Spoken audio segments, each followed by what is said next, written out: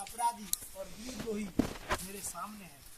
और क्या कहने ने उत्तर देत छोड़्यूं बिनु मारे केवल कौशिक सील तुम्हारे कतर काट कुटार कटोरे बुरा है और अन्य हाथी उसम तोरे।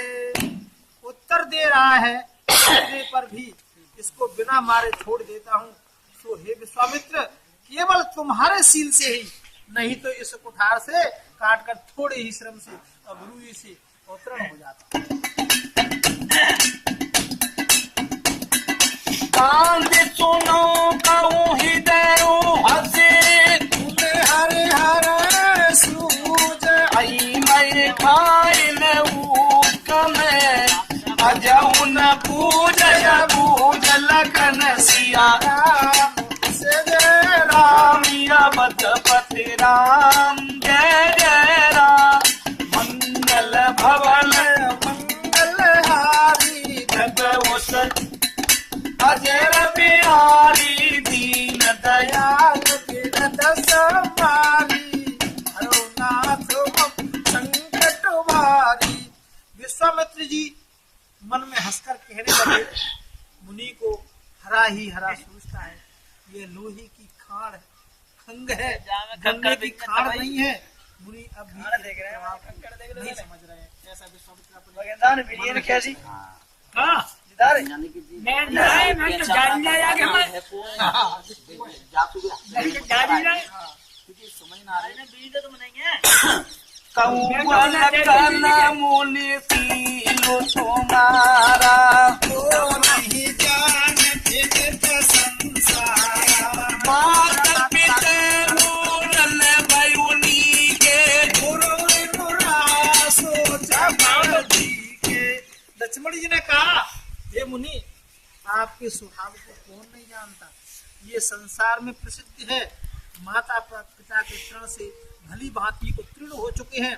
अब गुरु का तृण रहा है, मन में उसका बड़ा सोच। सो जल हमारे माध्यु काना दिन चल गए ब्याज बढ़वाड़ा। अब आले बेहरियौ बोली तुरंत देव में थैली खोली। यह तृण मानो हमारे माथे में कड़ा है। बहुत दिन बीत गए हैं, ब्याज भी बहुत बढ़ गया होगा। अब किसी हिसाब करने वाले को बुलाइए, मैं तुरंत थैली खोलकर सब दे दूं। ऐसा कहा लक्ष्मण जी ने। सुन कटु बचन कुटारी पुकारा हाय हाय सब सवा पुकारा। रघुवर पर सती का देव मोई देख बेचार बचन पे बोई। लक्ष्मण जी के कटु वचन सुनकर परशुराम जी ने कुठार संभाला। तब हाय हाय करके सवा पुकारी। लक्ष्मण जी बोले, हे परशुराम जी, आप मुझे फंसा दिखा रहे हैं। राजद्रोही ब्राह्मण समझकर आपसे बचता हूँ। अरे मिलल कबऊ सुबटरन गारे द्वज देवता घरई के बारे। अनुचित कहे सब लोग पुकारे रघुपति से नहीं लखन निवारे। तो एक बार परशुराम जी के पिता ऋषि जमदग्नि ने अपनी पत्नी रेणुका को जल भरने नदी पर भेजा। रेणुका ने वहाँ एक गंधर्वी को विहार करते देखने में देर लगी। नहीं तो काट रही ना, समझ गए? मतलब ये गंधर्व मतलब अपनी पत्नी के साथ संग होकर गया था। तो दिन की जब देख लेना आए तो वो माँ देख रही तो वो पान ढले रही तो माँ निपटा को पान की कहाँ गई आईवा से तो तुम लोग कटी नहीं तो प्रसाद काट अपनी माता पत्नी आईवा से इस पर जन्मदिन पूरे हो गए। उनकी पत्नी ने पर पुरुष को विहार करते देखा। उन्होंने अपने सब पुत्रों से माता का वध करने को अस्वीकार कर दिया। केवल परशुराम जी ने पिता के कहने से माता और भाइयों का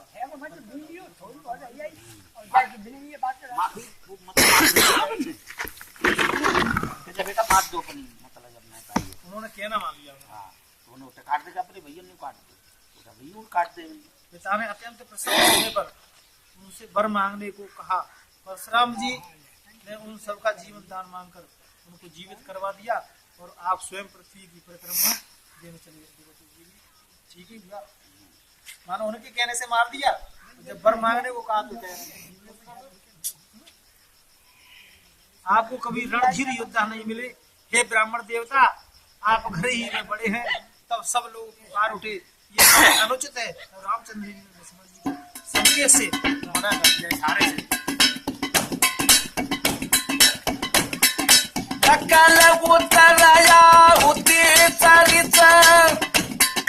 रघुवर को प्रकसा बढ़त देखे जल सम बचना बोले रघुवर भाग लखन सिया राम जय जय राम अवध पते राम जय जय राम मंगल बवलय मंगल हारी जब श्रुत सत अजर बिहारी दीन दयाल पीरत संभारी हरहु नाथ मम संकट भारी।